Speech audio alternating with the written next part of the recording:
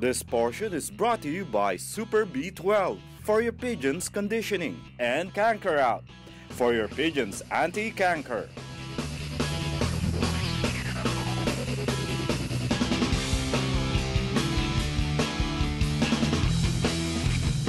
Magandang umaga mga ka-Agri TV.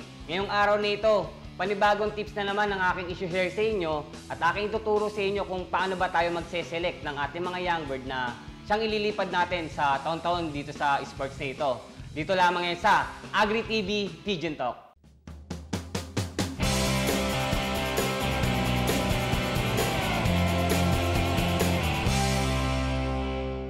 Unang-una, syempre, siguraduhin natin na nasa top condition yung ating mga breeder na siyang gagamitin natin sa breeding. So, after nun, magle-lay ng egg yung ating mga breeder. Doon pa lang sa itlog, kailangan tingnan na natin kagad yung quality ng itlog. Kailangan tama yung size, malinis. May kita natin yung kung may bukbok ba. So, pagka nakita nyo ganun yung nawalang quality yung egg, huwag tayong manghinayang na itapon yun. Pwede naman natin ulit paitlogin yung ating mga breeder. Nang sa gayon, quality at healthy yung ipoproduce natin na young bird.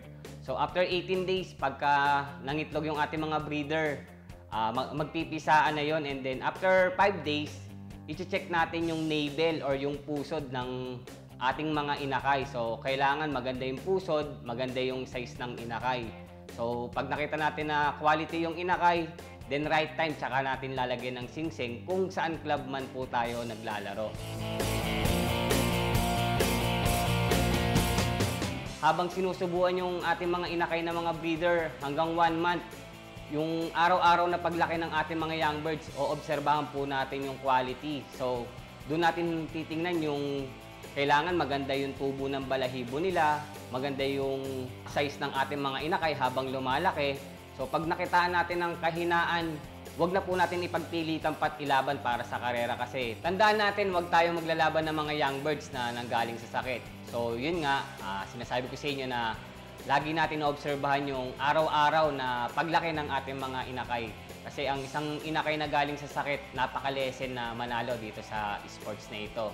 So, habang sinusubuan ng ating mga breeder yung ating mga inakay, samantalin natin yung pagkakataon na yon, magbigay na tayo ng mga prevention like ng Canker Out para nang sa gayon, bago natin iwalay yung mga inakay is may prevention na sila para sa canker. Kasi yan yung mga prone na laging tumatama sa ating mga young bird. So, para maiwasan po natin yun, magbigay tayo ng prevention, yung Canker Out. So, bigyan natin ng 2 drops for 3 days.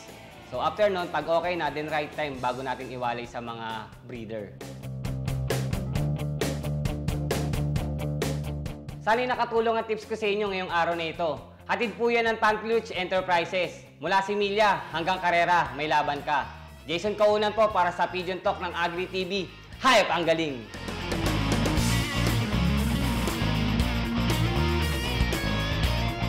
This portion was brought to you by Super B12 for your pigeon's conditioning and Canker Out for your pigeon's anti-canker.